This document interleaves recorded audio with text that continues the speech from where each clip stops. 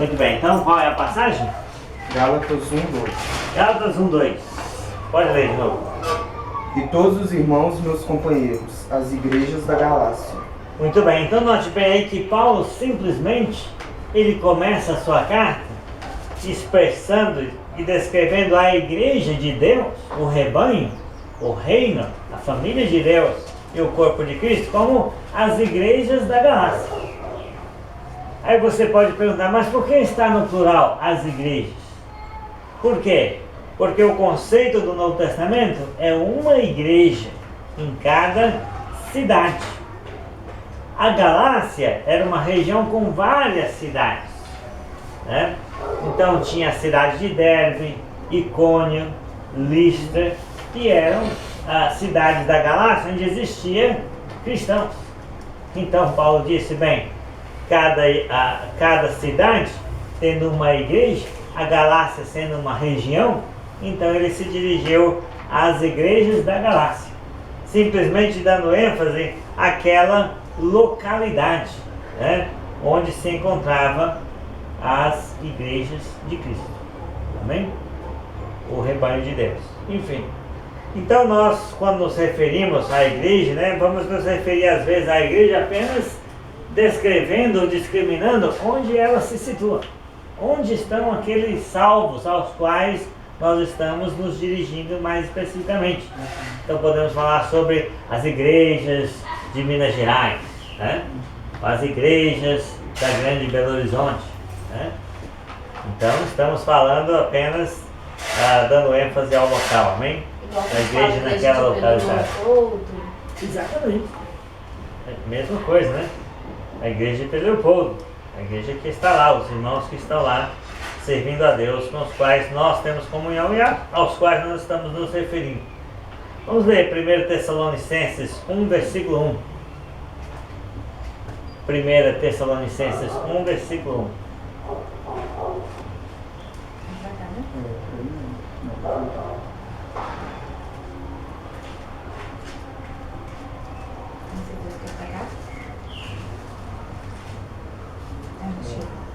1 Tessalonicenses 1, versículo 1.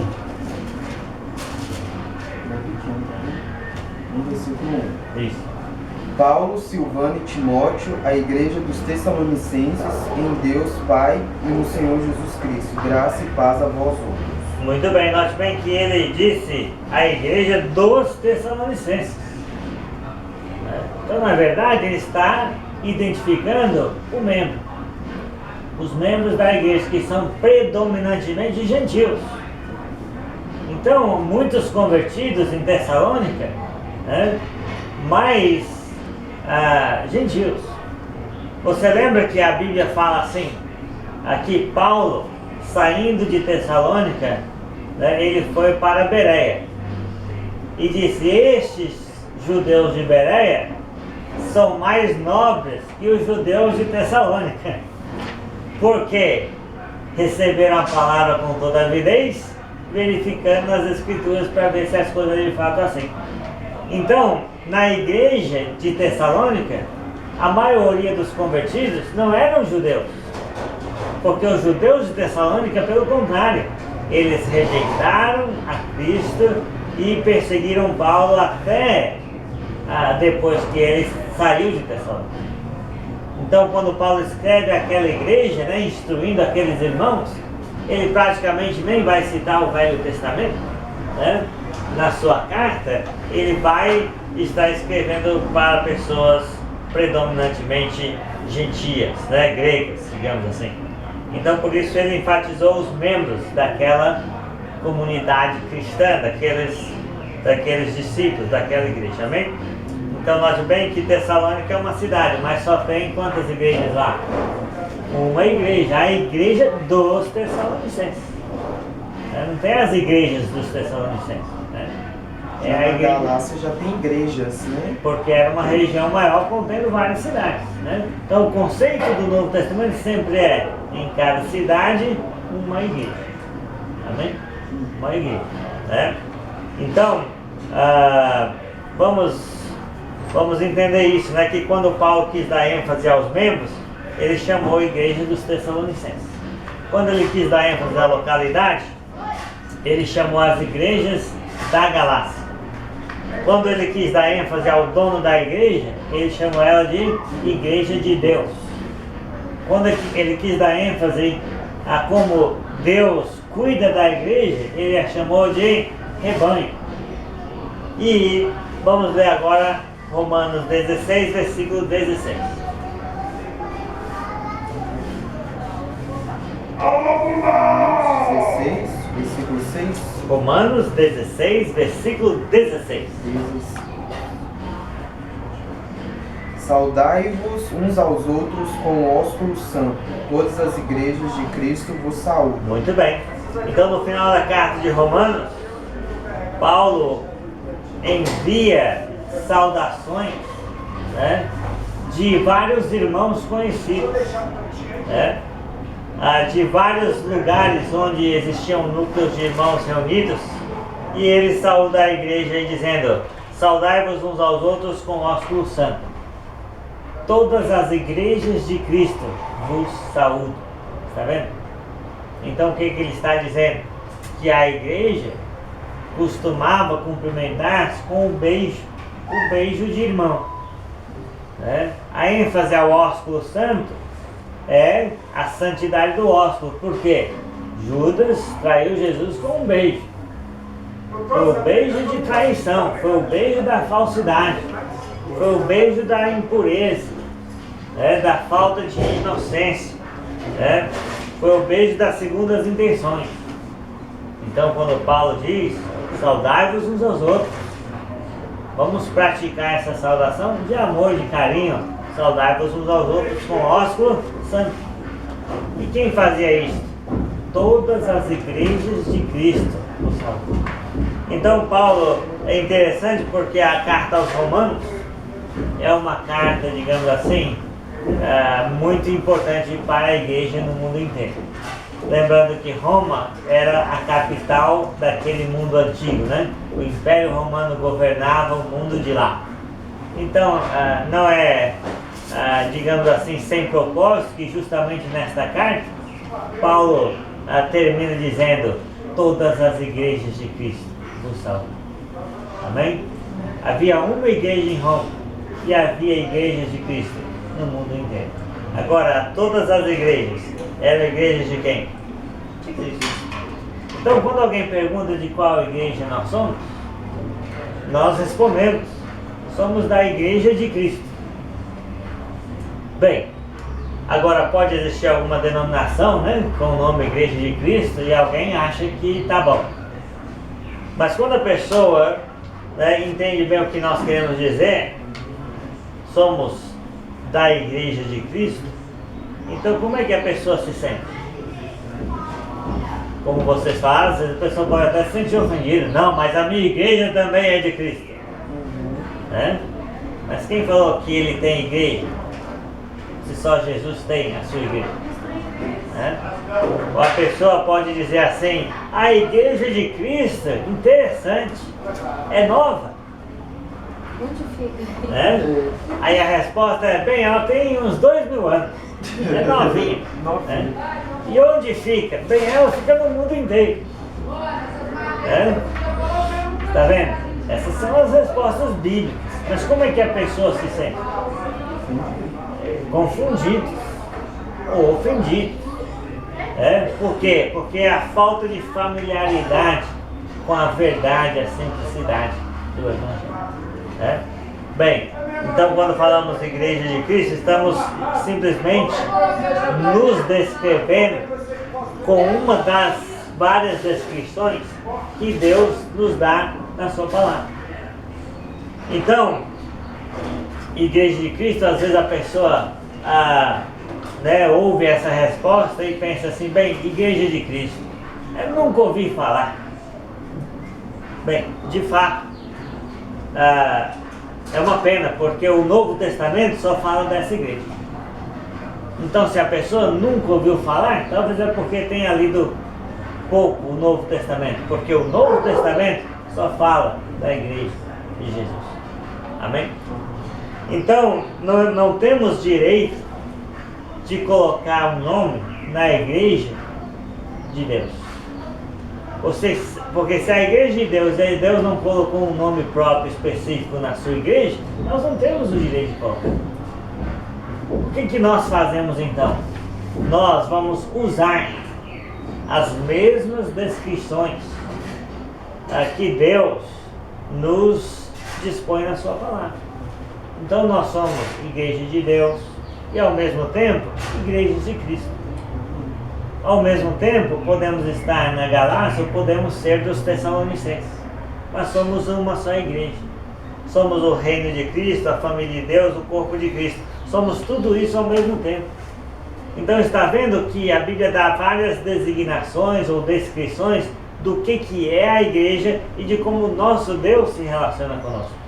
Não tem por que usar nomes inventados por homens, né?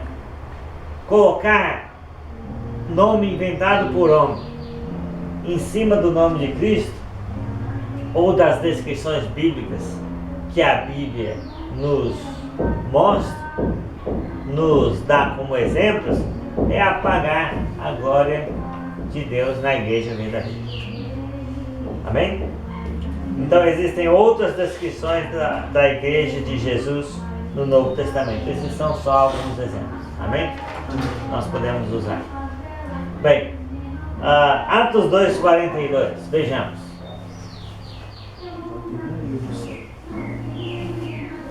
Atos 2:42 diz: e perseveravam na doutrina dos apóstolos, na comunhão, no partir do pão e nas orações. Então, olhando Atos 2:42, quais são as responsabilidades do cristão para com a igreja? A responsabilidade básica ou principal é perseverança. Então, se eu estou na igreja de Jesus, se você está na igreja de Deus, se o Lucas está no corpo de Cristo, se nós estamos juntos no reino, então a nossa responsabilidade básica, primordial, principal e primeira é perseverança. Amém? Pode ser que eu faça muitas coisas na igreja, mas eu não vou fazer nada se primeiro eu não perseverar. Então nós devemos perseverar na doutrina de quem? Dos apóstolos. Vamos ler 1 Coríntios, capítulo 4, versículo 6. 1 Coríntios, capítulo 4, versículo 6. Essas coisas, irmão, apliquei-as figuradamente a mim mesmo e a Apolo, por vossa causa, para que por nosso exemplo aprendeis isso, não ultrapasseis o que está escrito. Muito bem. Continue. A fim de que ninguém se ensoberbeça a favor de um detrimento de outro. Muito bem.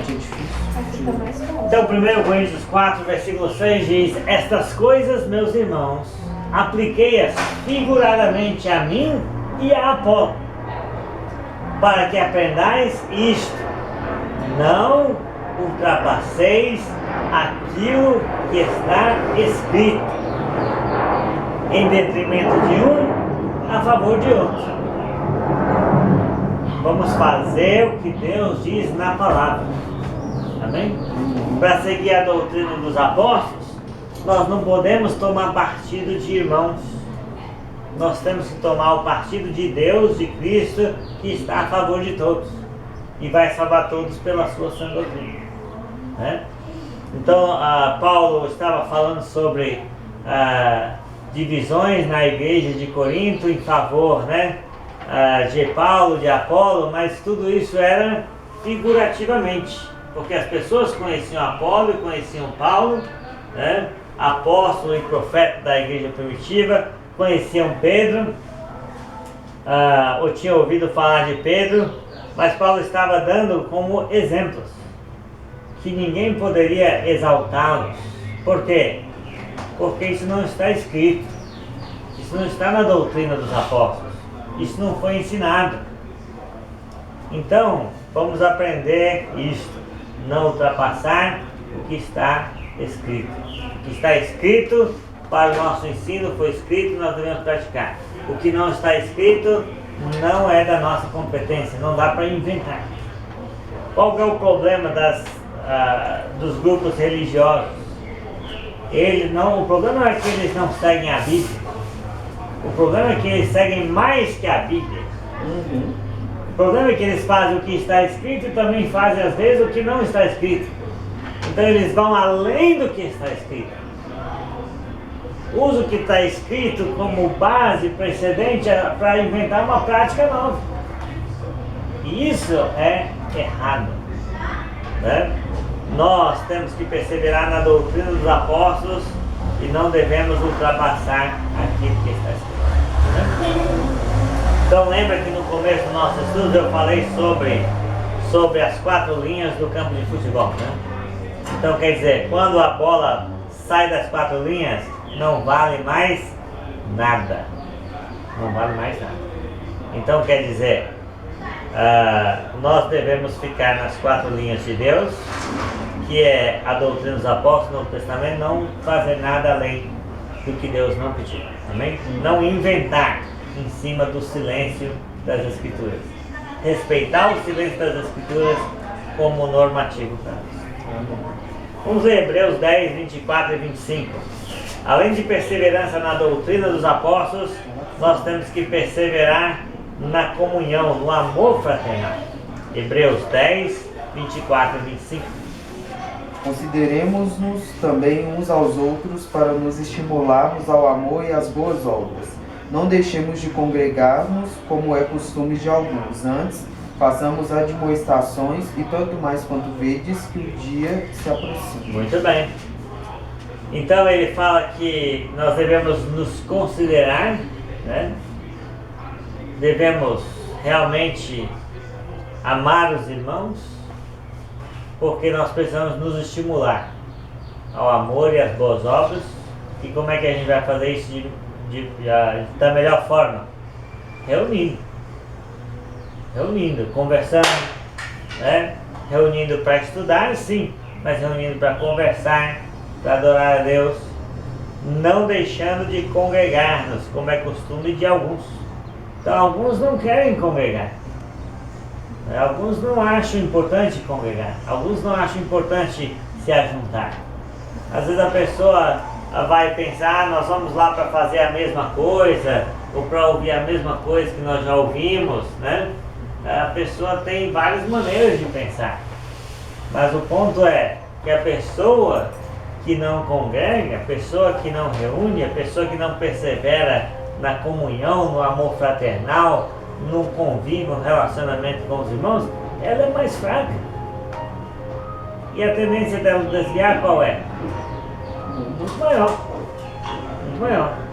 Então, sabendo disso, Deus diz, consideremos-nos uns aos outros para nos estimularmos a fazer o que Deus quer. Fazer as boas obras, né? Praticar o bem, focar nossos esforços em objetivos comuns, amar uns aos outros e nunca deixar de congregar. Amém? Então, isso não é um bom hábito, deixar de congregar. Você está vendo aqui que o Espírito da Palavra, ele não está necessariamente condenando a pessoa que tem o costume de deixar de congregar, né? Mas está indicando que esse não é um hábito saudável. Porque, note bem, você tem que congregar por amor, não é por obrigação. Concorda? Eu tenho que congregar porque eu quero. Não é porque a igreja impõe que eu tenho que congregar. Aí eu venho, estou chateado com todo mundo, mas eu venho. Tá certo? Não tá certo. Né? Então o contexto não está dizendo aquele que não está congregando, ele já está banido por Deus, é falso cristão e é uma pessoa má. Não, ele não está dizendo isso. Mas o contexto vai mostrar que a pessoa que toma livremente essa decisão de deixar de congregar, como outros tomaram livremente a decisão de congregar, essa pessoa que toma a decisão livremente de não congregar, ela vai estar vulnerável ao desvio. vai estar vulnerável a cair e a não se levantar. Então é melhor que voluntariamente nos disponhamos a congregar e encorajemos os irmãos a congregarem também. Mas se eles estão com esse costume, né, de às vezes congregar ou de não congregar tão regularmente, então vamos orar por eles, amém? Porque ainda são cristãos, ainda são filhos de Deus e ainda há esperança de crescer espiritualmente. Mas o ponto aqui principal é a gente olhar a importância da perseverança na comunhão, né? O que é comunhão? Comunhão é o amor fraternal.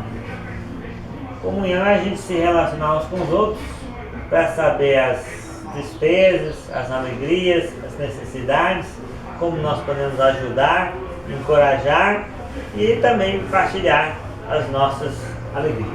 Amém? Vamos ver 1 Coríntios 11, 23 a 29. Então, além de perseverar na doutrina dos apóstolos e na comunhão, no amor fraternal, nós devemos perseverar no partir do pão, que é a Santa Ceia. 1 Coríntios 11, 23 a 29.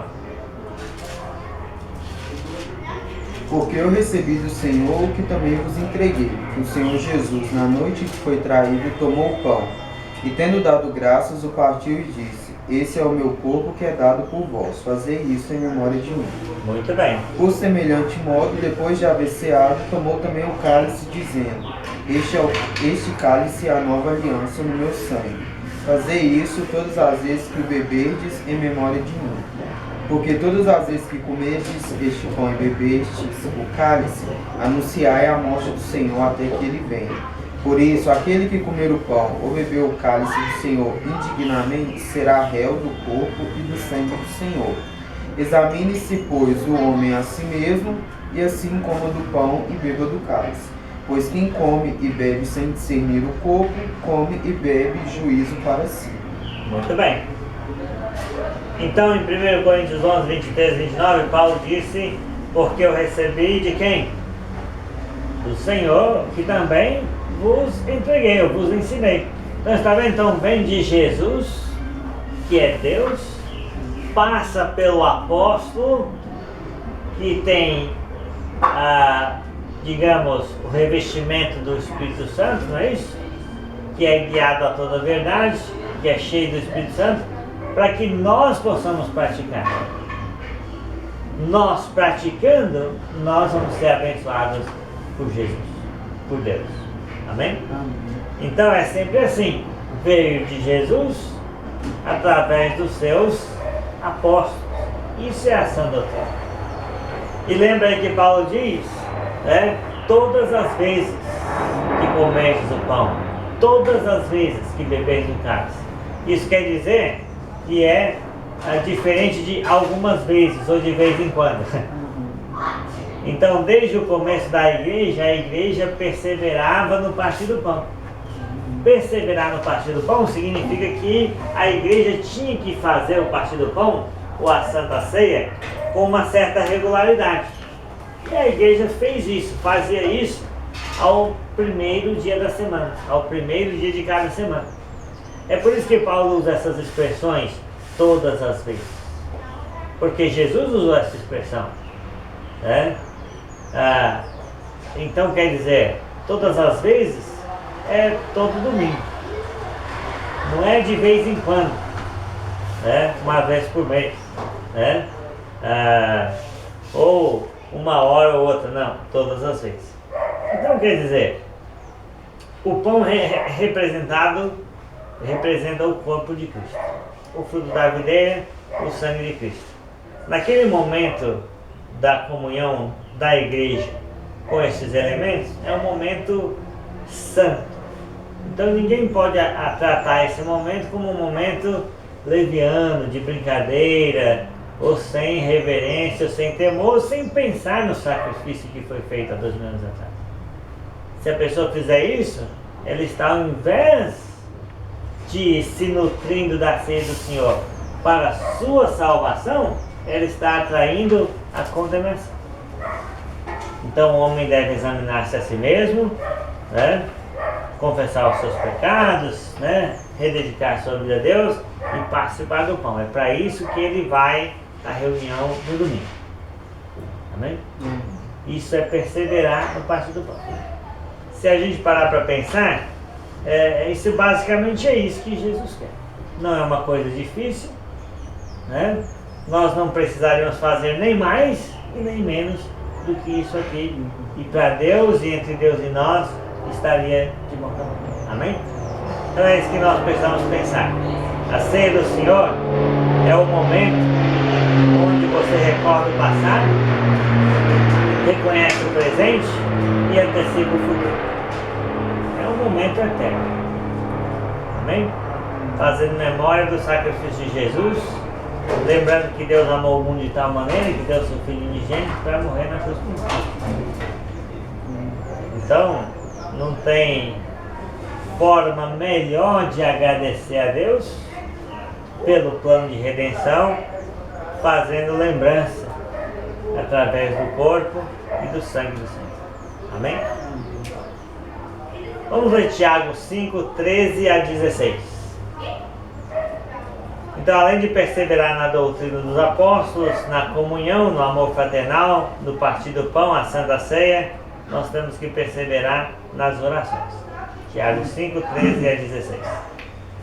Está alguém entre vós sofrendo? Faça oração. Está alguém alegre? Cante louvores. Está alguém entre vós doente? Chame os presbíteros da igreja, e estes façam oração sobre ele, ungindo-o com óleo em nome do Senhor. E a oração da fé salvará o enfermo, e o Senhor o levantará. E se houver cometido pecados, seriam perdoados. Confessai, pois, os vossos pecados uns aos outros, e orai os uns pelos outros para seres curados. Muito pode, por sua eficácia, a súplica do justo. Muito bem. Então, esta passagem mostra, né, que a igreja, ela canta e ora. Ela não toca instrumento, não acende vela, não acende incenso, né? Então a igreja, está alguém sofrendo, faça oração. Está alguém alegre, cante louvor. Está alguém doente em casa, não pode sair, né? Está debilitado, então chame os presbíteros da igreja. Os presbíteros são os irmãos mais velhos, né? Que tinham a responsabilidade de visitar, né? E cuidar dos irmãos em toda e qualquer situação. Os presbíteros iriam orar, né, pelo irmão doente, e iriam também levar o óleo, ungindo com óleo em nome do Senhor na pessoa doente, né? Então, o óleo era usado como medicamento nos tempos antigos, e também dentro dos costumes judaicos era usado para consagrar a vida da pessoa a Deus. Então, hoje nós não usamos o óleo para ungir os doentes, porque existem outros medicamentos e porque não é costume em nossa cultura como os judeus faziam com óleo numa espécie de consagração, certo? E lembra, não é o óleo que vai curar o enfermo. A Bíblia diz que o Senhor, né, é quem vai levantar o doente, amém? A sua misericórdia, seu amor, através daquela oração que foi feita. Muito pode, por sua eficácia, a súplica do justo. O justo é o cristão. Se a pessoa é um cristão fiel, está fazendo a vontade de Deus, então a oração do cristão, ela é ouvida. Amém? E Deus providencia o que nós precisamos. Então esse contexto de Tiago 5:16 mostra a igreja, né? A igreja sabe se alguém está sofrendo. E a igreja faz oração. A igreja sabe se alguém está doente. A igreja chama até os presbíteros para orar. Amém? E cada cristão que é justo sabe que depois que Cristo veio, ele é um sacerdote de Deus no mundo. E ele pode se dirigir a Deus e interceder pelas pessoas e por ele mesmo. Amém? Amém. Então muito pode por sua eficácia a súplica do justo. Não é tudo pode, muito pode, mas muito não é tudo. Sempre nós temos que orar que seja feita a vontade de Deus. Amém? Mesmo com muita fé, ninguém tem garantia de que a sua oração vai ser respondida do seu jeito. Mesmo com toda a fé, nós sempre temos que deixar que Deus exerça a sua soberania. E devemos sempre orar que seja feita a vontade de Deus. Amém? Muito bem. Então as responsabilidades do cristão para com a igreja é perseverar. Amém, Esther? Então você está disposto a perseverar? Amém. Então persevere na doutrina dos apóstolos, na comunhão, no amor fraternal, no partir do pão, na Santa Ceia e nas orações. Bem, então vamos pensar aqui, quantas igrejas Jesus estabeleceu? Várias. Quantas igrejas Jesus estabeleceu? Acho que eu não sei. Foi uma. Quem está certo? Quem diz que foi vários ou quem diz que foi um? Não, foi uma que virou várias. Foi uma que virou vários? Acho que é uma só. É uma então. Muito bem, vamos ler 1 Coríntios 12, versículo 12. 1 Coríntios 12, versículo 12. E vamos responder aí quantas igrejas Jesus estabeleceu. 1 Coríntios 12, versículo 12. Porque assim como o corpo é um e tem muitos membros, e todos os membros sendo muitos constituem um só corpo, assim também com respeito a Cristo. Muito bem. Então quantas igrejas Jesus estabeleceu? Uma. Uma Com igreja. vários membros. Uma igreja. Vamos ler 1 Coríntios 12, versículo 20. O certo é que há muitos membros, mas um só corpo. Muito bem. Então quantas igrejas Jesus estabeleceu? Só um. Uma só. Vamos ler Efésios 4, versículos 4 a 6. Há somente um corpo e um espírito, como também foste chamados numa só esperança da vossa vocação. Há um só Senhor, uma só fé, um só batismo, um só Deus e Pai de todos, o qual é sobre todos, age por meio de todos e está em todos. Muito bem. Então, quantas igrejas Jesus estabeleceu? Uma. Uma só. É que eu fiquei com a coisa da igreja das galáxias na cabeça. É? Aqui. Uma só. Então, uma só igreja.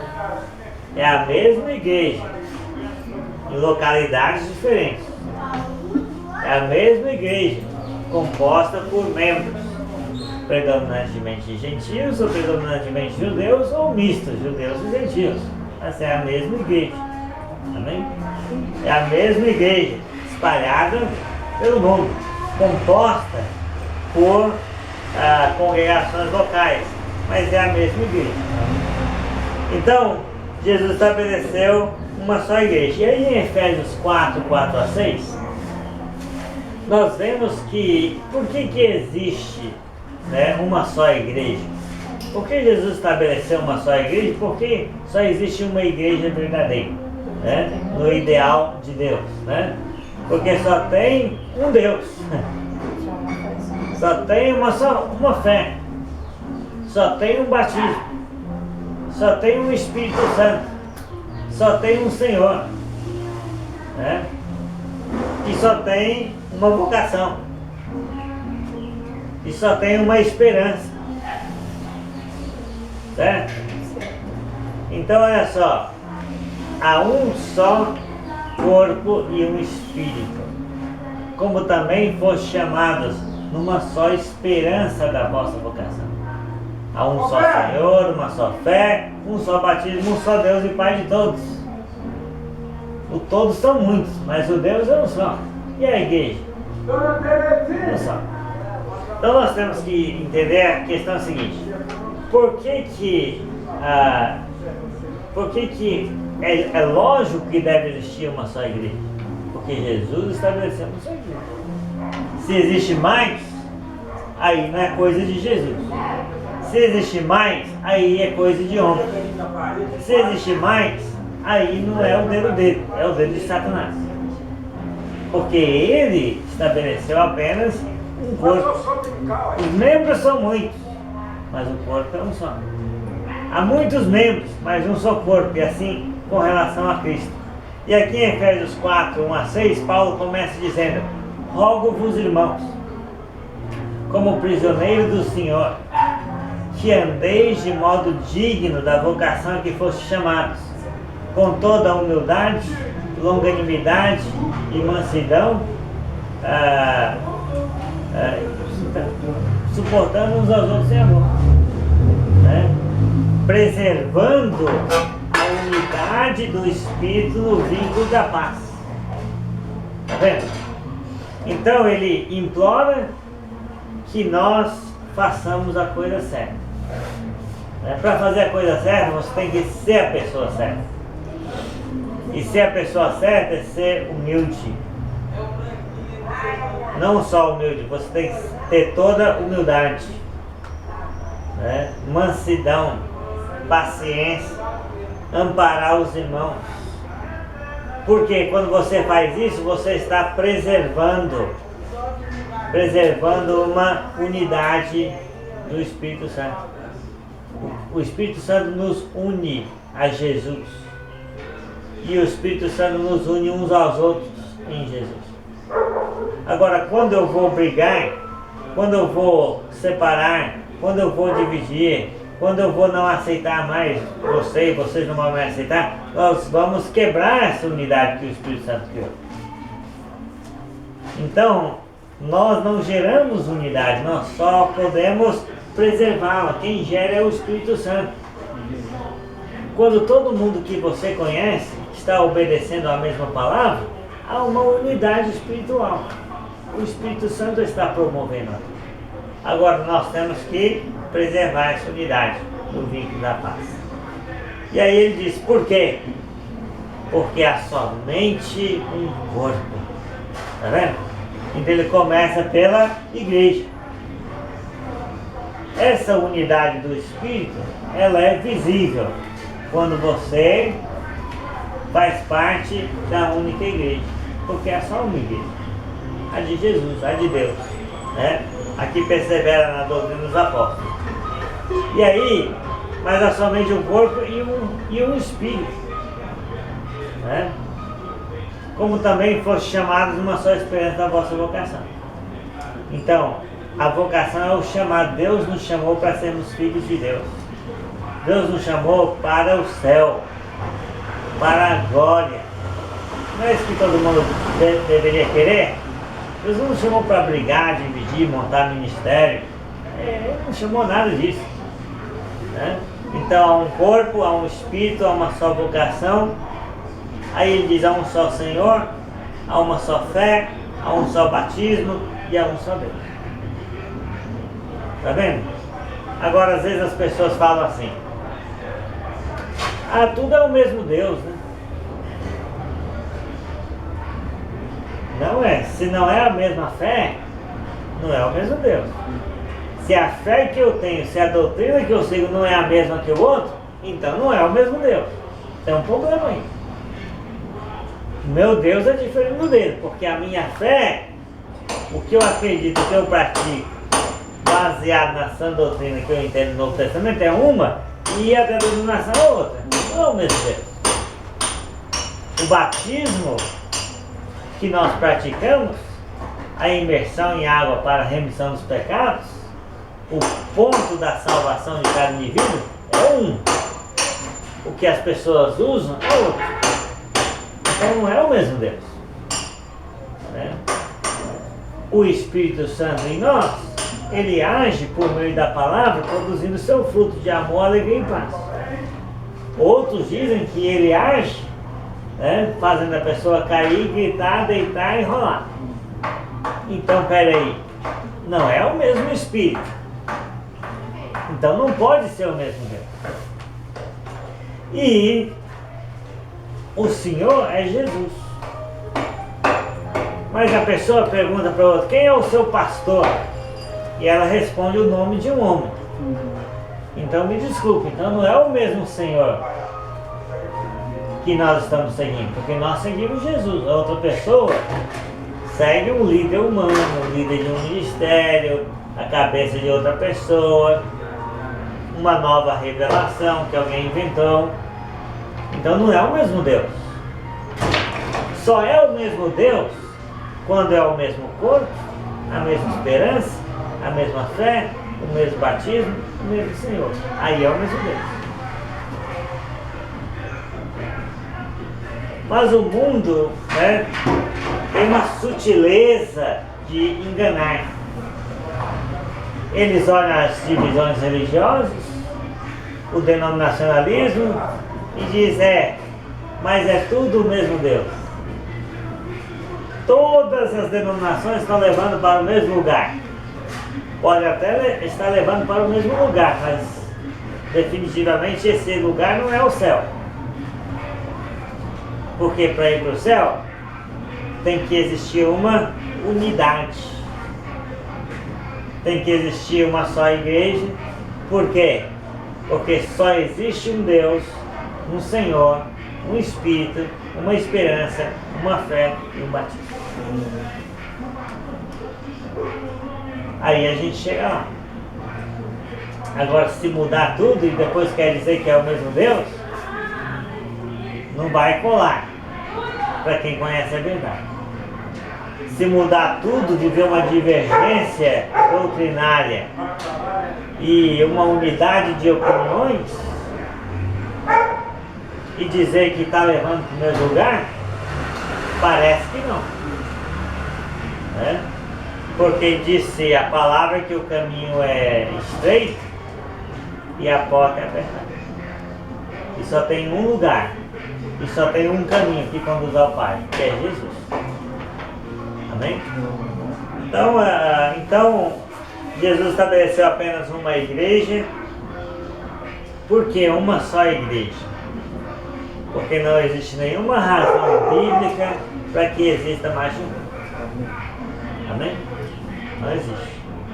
Então, qual a vontade de Jesus para os membros da sua igreja? João 17, versículo 20 a 23. João 17, versículo 20 a 23. Qual é a vontade de Jesus para a igreja? Não rogo somente por estes, mas também por aqueles que vierem a crer em mim por intermédio da sua palavra, a fim de que todos sejam um. E como és tu, ó Pai, em mim, e eu em ti, também sejam eles em nós, para que o mundo creia que tu me enviastes. Eu lhes tenho transmitido a glória que me tens dado, para que sejam um como nós o somos, eu neles e tu em mim, a fim de que sejam aperfeiçoados na unidade, para que o mundo conheça que tu me enviastes e o amastes como também amastes a mim. Muito bem. Então nós bem disse para que eles sejam aperfeiçoados na unidade. Então qual é a vontade de Jesus para os membros da sua igreja? Vivam em unidade. Que todos sejam um. Está vendo? Então, o homem diz que é bom existir várias denominações, porque aí cada um vai seguir a Deus da maneira que a pessoa achar melhor. Mas de onde ele tirou essa ideia? Não foi de Jesus. Não foi de João 17, 20 a 23. Não foi da oração de Jesus. Porque a oração de Jesus é pela unidade dos discípulos. E note bem a diferença. Unidade e união não é a mesma coisa.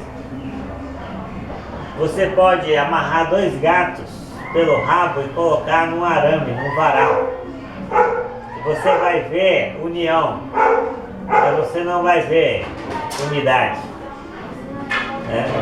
Eles vão brigar demais, mas vão estar ali. Né? Unidade tem que haver o mesmo objetivo, o mesmo propósito, a mesma ação, a mesma atitude, o mesmo pensamento. Isso é unidade. União é a gente estar junto.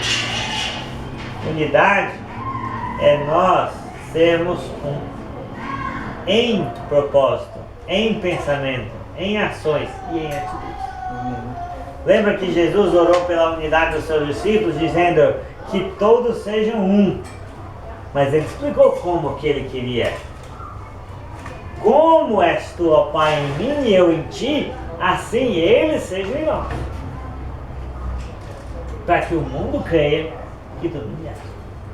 Então a unidade dos discípulos tinha que ser ou representar a mesma unidade que Deus Pai e Deus Filho possuem.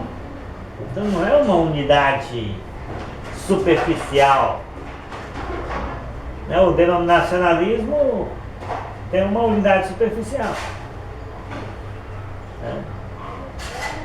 Eles se acham a igreja, mas cada um tem a sua. Então não são a igreja. Eles concordam em público, mas discordam em particular.